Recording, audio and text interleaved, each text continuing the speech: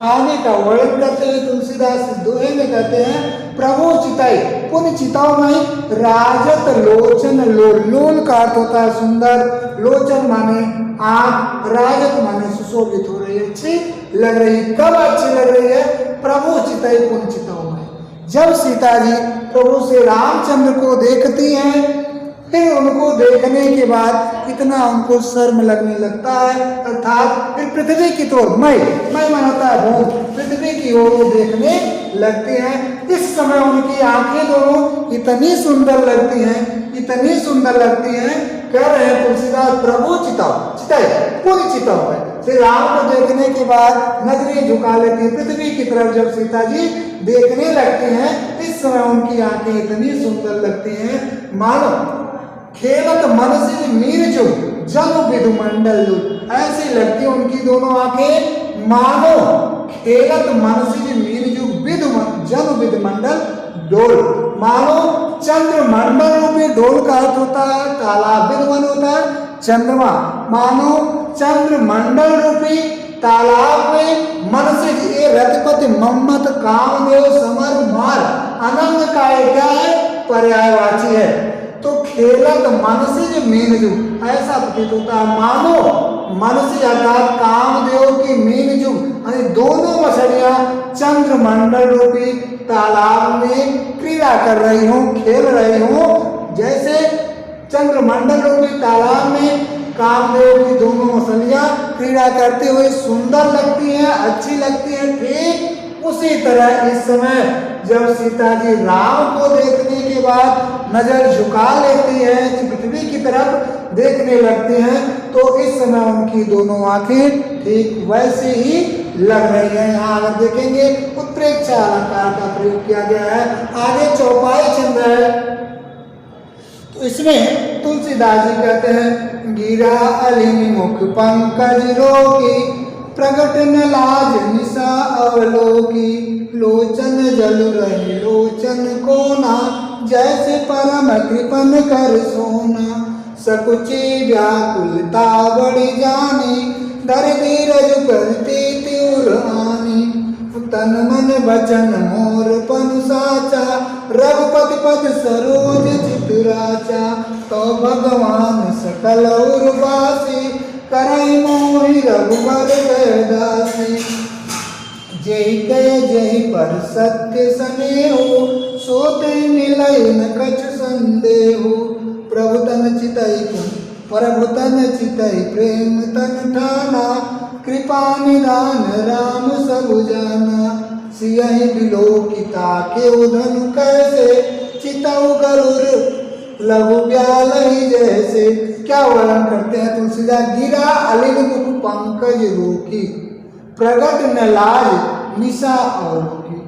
गिरा अलिन, गिरा होता है बाड़ी, मुख पंकज, मुख रूपी कमल में अपनी बाड़ी रूपी भौरी को क्या करती है? रोक लेती है। अर्थात सीता जी कुछ कहना तो चाह रही थी, लेकिन अपनी बाड़ी को मुख से व्यक्त नहीं करती हैं, मुख में ही अपनी बातों को रोक लेती हैं। वो ये करें, गिरा अलिन मुख पंकज रोकी, यानी बाड़े रूपी भौरे को अपने मुख रूपी कमल में ही बंद कर लेती है, रोक लेती है, अर्थात कुछ कहती नहीं है। प्रगट में लाज निशा अवलोकी, वह अपने उस मुख की बाड़ी को प्रगट में लाज निशा अवलोकी, यानी लाज रूपी रात्रि को प्रकट होने नहीं देती है, अर्थात वो शर्मा रही है, लजा रही है, लेकिन वह ऐसा इस समय अपना भाव है, ऐसा हाव भाव बनाई है जिससे लोग यह न जान पाए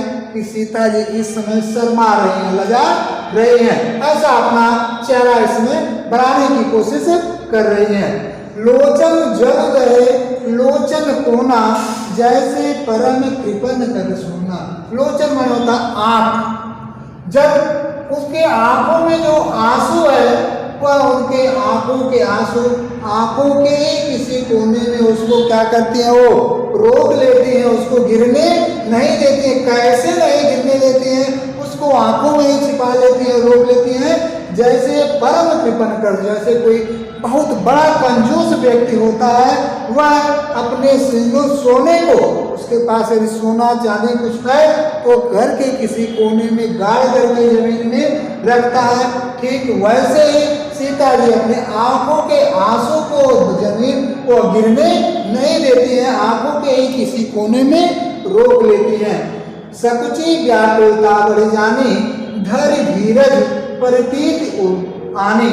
क्या है, फिर जब वो अंदर में देख रहे हैं कि हमारी व्याकुलता बिल्कुल बढ़ती ही जा रही है, तो थोड़ा सा वो संकुचित हो जाते हैं, यानी संकुचा जाते हैं, संकोच में पड़ जाते हैं। फिर भी धैर्य धीरज प्रतीत और आने, फिर भी वह धैर्य धारण करके, धीरज धारण करके उर्मे अर्थात अपने हृदय में, मन में विश्वास लाते हैं। प्रतीत का अर्थ होता है विश्वास। अपने हृदय में धैर्य धारण करके सीता जी विश्वास ले आती हैं। क्या विश्वास लाती हैं? तो कहती है तन मन वचन मोर पन साचा। यदि मैं अपने तन से, मन से, बातों से, मैं जो सच्चे रूप से क्या करती हूँ, तन मन वचन मोरपन साचा रघुपति पद सरोज चितुराचा। यदि मैं तन मन वचन से पूर्ण रूप से मैं अपने को भगवान श्री कृष्ण, भगवान राम के कमलवत चरणों में हमारा सच्चा रूप से हमारा चित्त यदि रमा है, रचा हुआ, अर्थात मैं तन मन से उनके कमल चरणों में हमारा मन जो है रमा हुआ है, तो भगवान सकल प्रवासी, तो हे सारे लोगों के हृदय में वास करने वाले परमात्मा, करहि मोहि रघुवर के दासी, आप मुझे भगवान श्री राम की दासी या सेविका बना दीजिए। ऐसा सीता जी कहती हैं। क्या कहती हैं? यदि मैं उनसे तन मन वचन से हमारा प्रण पूरा सच्चा, मैं भगवान राम के कमल चरणों में हमारा तन मन सब कुछ रमा हुआ है, तो हे सारे लोगों के हृदय में वास करने वाले परमात्मा, मुझे आप भगवान श्री राम की दासी या सेविका बना दीजिए।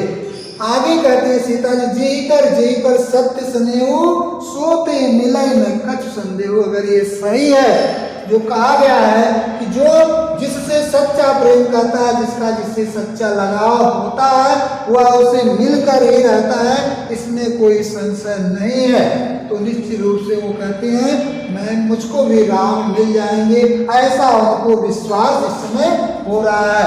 कहते हैं प्रभु तन चितय प्रेम तन ठाना। इस प्रकार ये भी मन से सच्चा प्रेम राम से इस समय कर रही है। ऐसा देख करके प्रभु तन चितय से राम के शरीर को देखती, श्री राम को देखती, फिर अपने मन में वो अभी तुमसे मैं भी आपसे प्रेम करती हूँ, ऐसा जिद कर लेती है, मन में ठान लेती हैं। जो ही अपने मन में राम के ऊपर प्रेम भावना को ठानते हैं, राम भी इनको देखते हैं, तो क्या होता है, कृपा निधान राम सब जाना। सीता जी इस समय क्या सोच रही है, क्या अपने मन में ख्याल डाल रही है, क्या क्या ये सोच रही है, वो सारी की सारी बातें कृपा के भंडार राम जी जान लेते हैं, सब उनको पता चल जाता है।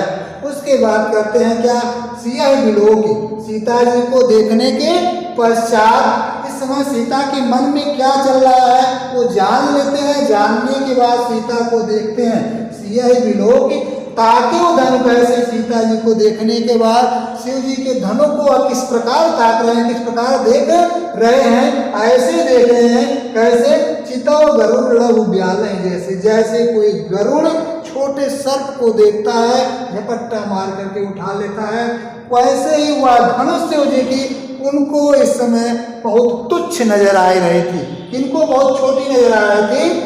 श्री रामचंद्र जी को शिव जी की वह धनुष बहुत इस समय छोटी नजर आ रही थी, बहुत हल्की नजर आ रही थी। कल जब सीता को उन्होंने देखा, तब उनको सीता को देखने के पश्चात उनके मन की दशा को समझने के बाद, उनकी सीता कि मन की दशा को समझने के बाद जब श्री रामचंद्र जी धनुष को देखते हैं, तो उनको वह धनुष वैसे ही लगते जैसे कोई गरुड़ पक्षी छोटे से सर्प को देखता है, वैसी नजर उनको वह क्या लग रही है, धनुष लग रही है। अगले दोहा छंद में है, लखन लख्यो रघुवंश मन ताक्यो हर कोदंड। कोदंड का अर्थ होता है धनुष, कोदंड का अर्थ होता है धनुष। तो लखन लखे यानी लक्ष्मण जी क्या कर रहे हैं, इधर देख रहे हैं कि हमारे रघुवंश के मरे अर्थात हमारे भैया राम ताकि वह शिव जी के धनुष को देख रहे हैं। लक्ष्मण जी ने क्या देखा कि भैया राम की नजर कहाँ इस समय पर है, शिव जी के धनुष पर देख रहे हैं। किस दृष्टि से देख रहे हैं, उसे उठाकर तोड़ने की दृष्टि से वह देख रहे हैं। ऐसा लक्ष्मण ने राम को देखा और अपने ही अंदर अंदर महसूस किया कि भैया राम शिव जी के धनुष को देख रहे हैं। पुलकिगात बोले वचन, तो वह बहुत ही अंदर पुलकित हो जाते हैं, बहुत प्रसन्नचित होते हैं हृदय में। और कुछ बातें वह कहते हैं, चरण चाप ब्रह्मांड, पूरे ब्रह्मांड को अपने चरणों के नीचे दबा करके कुछ बात, कुछ आदेश देते हैं, कुछ बात वह लोगों से कहते हैं। कौन कौन सी बात कहते हैं, आगे चौपाई छंद में है। कब कहते हैं, जब देखते हैं लक्ष्मण जी कि हमारे भैया शिव के धनुष को तोड़ने की निगाह से देख रहे हैं, बहुत प्रसन्नचित होते हैं। प्रसन्नचित होकर के पूरे ब्रह्मांड को चरणों के नीचे दबा करके कुछ वचन कह रहे हैं, कुछ बातें कह रहे हैं। क्या कह रहे हैं, दिस कुंजरम कमट ऐकोला धरहु धरणी धर धीर ने डोला। हे दिशारूपी, कुंजर का अर्थ होता हाथी, हे दिशारूपी हाथियों, कमट कछुआ, आय सर्प, शेषनाग, कोला बरा, धरहु धरण धर, धीर धारण करके, धैर्य धारण करके इस पृथ्वी को थामे रखे, डोलने हिलने न पाए। किससे ऐसा कहा जाता है कि दिशाओं को दिशा रूपी हाथियां बांधी रहती हैं, जिससे हिलने डुलने नहीं पाते। इस पूरे पृथ्वी को कश्यप यानी कछुए ने अपनी पीठ पर धारण कर रखा है। शेषनाग के फंड पर कहा जाता है कि पृथ्वी धारण की हुई, पृथ्वी को शेषनाग अपने फंड पर धारण किए हुए हैं। बारह के लिए भी ऐसा कहा जाता है, वह भी अपने मुख से इस पृथ्वी को कहां से निकाल करके कैसे कैसे ले आए थे। चलिए ठीक है, तो उन्हीं लोगों से ये कहते हैं, कौन, लक्ष्मण जी की ऐ दिशारूपी हाथियों, कछुए, शेषनाग वाला, आप लोग धीरज धारण करके यानी धैर्य धारण करके इस पृथ्वी को थामे रखिए, थामे रखिए, यह हिलने डुलने न पाए। क्यों, क्योंकि राम चाहे शंकर धन तोड़ा, क्योंकि अब हमारे बड़े भैया रामचंद्र जी शिव जी के धनुष को तोड़ना चाह रहे हैं। इसलिए ओ सजग सुन आयस मेरा, आयस का अर्थ होता आज्ञा मोरा माने मेरी। इसलिए आप सारे लोग दिशारूपी हाथी, कछुए, शेषनाग, बराह, आप सारे के सारे लोग आयस मोरा सुन सजग हो। आप लोग हमारी आज्ञा को सुन करके बिल्कुल सतर्क हो जाइए, तैयार हो जाइए। चाप समीप राम जब आए, नर नारी सुर सुकृत मनाए। इसके बाद रामचंद्र उस धनुष को तोड़ने के लिए चाप समीप आने उस धनुष के पास आते हैं। उन्हें देखकर जितने भी स्त्री थे, पुरुष थे, नर नारी, सारे लोग, सारे देवता लोग अपने अपने अच्छे कर्मों को स्मरण करते हैं, याद करते हैं। देवताओं को लोग याद करते हैं। कब, जब राम धनुष के समीप उसको तोड़ने की इच्छा से आते हैं, तब सारे नर नारी देवताओं को मनाते हैं, अपने अच्छे कर्मों को भी याद करते हैं, मनाते हैं। कहते क्या हैं, याद करते हैं आगे, सबकर संसव और अज्ञान मंद महीपन कर अभिमानु। जितने लोगों के अंदर अब तक क्या थी, शंका थी, धनुष टूटेगी कि नहीं टूटेगी, सीता का विवाह किसी से हो पाएगा कि नहीं हो पाएगा, उनका सारे लोगों का संशय, सारे लोगों की अज्ञानता, जो मंद बुद्धि वाले राजा लोग थे, बड़े घमंड उनके अंदर था, उन सारे घमंडी, मंद बुद्धि वाले घमंडी राजाओं का घमंड या अभिमान, भृगुपत परशुराम का पर्यायवाची है।